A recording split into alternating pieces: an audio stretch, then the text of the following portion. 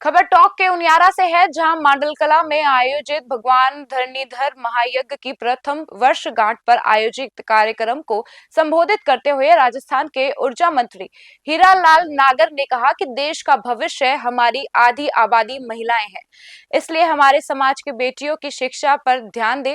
बेटियां पढ़ेंगी तो समाज भी आगे बढ़ेगा। वहीं मांडलकला में 33 केवी GSS खोलने की घोषणा की और कहा कि आगामी दिनों में बिजली की समस्या का संपूर्ण समाधान होगा और प्रदेश के लोगों को बिजली की समस्या नहीं आने दी जाएगी।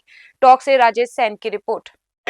इसके अंदर एक ग्रिड आपकी तरफ से यह होना चाहिए, जिससे कोई भी हमारा धाकर समाज का कोई कार्यक्रम हो या इसके अलावा आसपास के जितने भी जो समाज के जो गांव हैं या अन्य समाज जो 36 कौम यहाँ विराजमान हैं, उनको सही समय पर यहाँ बिजली मिल सके।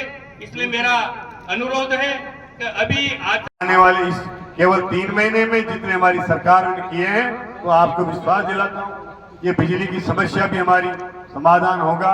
अभी हाल की स्थितियों में यह है, आप रोजाना अखबार में पढ़ते होंगे, पूर्ववर्ती सरकार ने जब सर्दियों में बिजली दी तो उसका MOU कर लिया कि हम गर्मी में वापस करेंगे।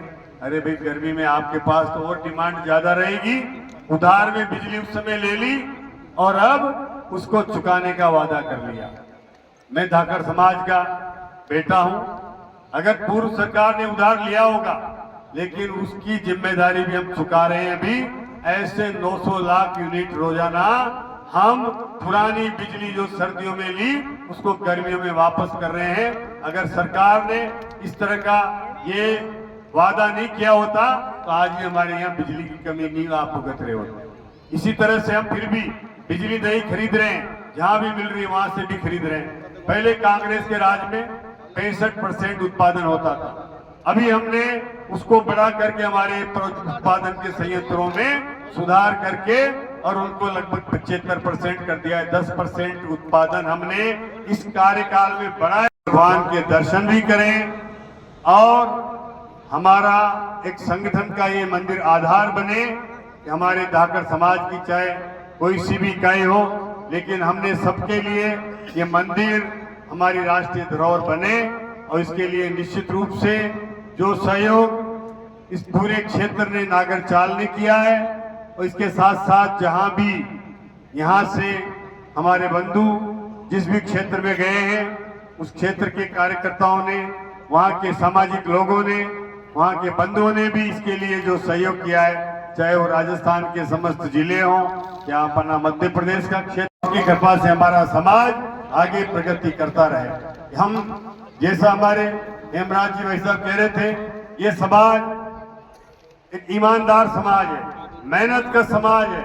हम जमीन को चीरकर सोना उपजाते हैं, कड़ी मेहनत करते हैं। हमारा ट्रैक्टर चले, हल चले, और कड़ाके की धूप हो या बरसात हो या फिर सर्दी हो, जब भी जिस मौसम में भी अगर फसल के लिए हमें जितनी भी आवश्यकता होती है, हम कड़ी मेहनत करते हैं, कोई कमी नहीं छोड़ते। निश्चित रूप से उसी तरह से जिस भी क्षेत्र में, चाहे हम व्यवसाय के क्षेत्र में जाएं, वहां भी हम कड़ी मेहनत करते हैं। इसलिए ये समाज आगे बढ़ता जा रहा है और निरंतर और आगे बढ़े। अब हमारा समाज, हम कहें कि पिछड़ा हुआ समाज रहा है, हम अगर प्रगति करेंगे, अन्य समाजों से हम आगे बढ़ने के लिए तैयार हैं। ये समाज और मेहनत करे तो अन्य आगे वाले अग्रणी समाजों से भी आगे जा सकता है। ऐसी इस समाज में क्षमता है, हमारे अंदर ऊर्जा है, और निश्चित रूप से आप सब उस मेहनत के साथ